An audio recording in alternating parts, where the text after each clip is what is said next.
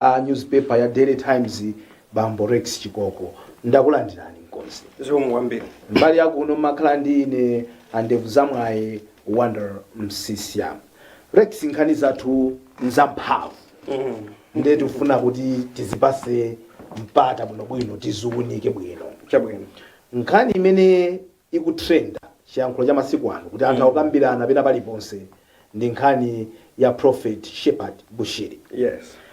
Pali nkhani zitatu. Nkhani yoyamba ndio kuti kodi iwowa ayenda bwanji kuchoka ku South Africa kuzafika ku Malawi kuno chifukwa ku South Africa ako akuimbidwa mlandu wozembesa ndalama ndi kuchita za kodi fraud and money laundering chichewa chake kankumati bwanji. Koma milandu imeneyo adali kuchitokosi adawapasa belo poyembekezera milandu imeneyo.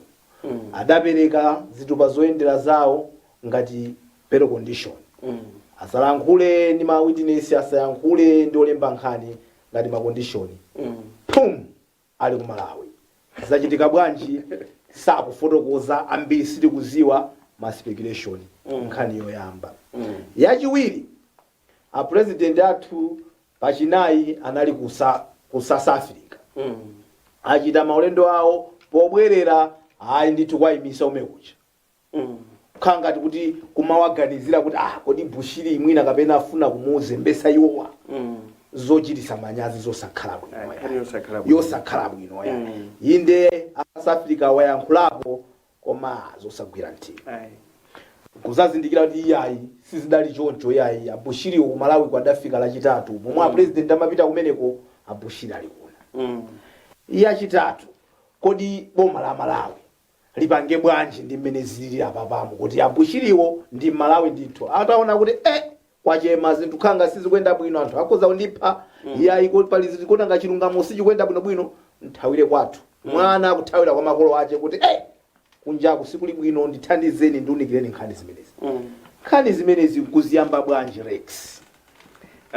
Mwina poyambirira penipeni tikambe nkhani ya zomwe zinachitikira president wa South Africa. Yes. Kuti ndi nkhani yochitisa manyazi and boma la South Africa laonesa kuti mwina ndiraule sipopanga kafukufuku kapena kuunika.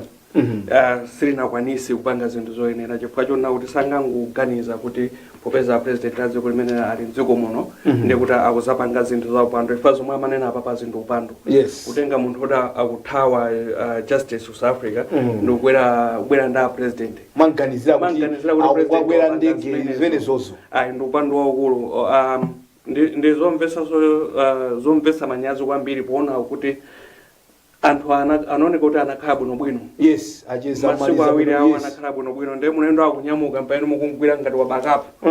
Si chipongwe chimene chipongwe chachikulu sitikuyenera kusekerera nkhani iyi South Africa inayenera kupepesa bwino osati kumakhala ngati kufuna kupepesa abwerepo yera South Africa libwerepo yera lipepese. Yes. For president sangafike mulingo umene onena kuti atenge munthu kuti akuthawa fugitive akuthawa mlandu. Yes. Kapena kuti akuzengedwa mlandu ake sunafike kumapeto pajama tichani chizungu chake ati abetting and aiding a criminal.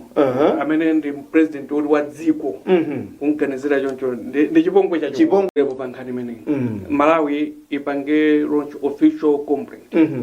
Kuti abwera mochedwa kwambiri president chifukwa choti atachoka anaima pa OR Tambo pamene amafuna kunyamula anthu ena ndipo pamene panayamba zimenezi wachita hold ndithu mpaka na kumafika chama AM chifukwa chokuti amawaganizira kuti mwina akhoza kupanga chidwe umene kenakano ndikuzangopereka ka statement kenakake mmene likunenera mkonzi kuti ankaka akuyenera kuti mwina atani achitepo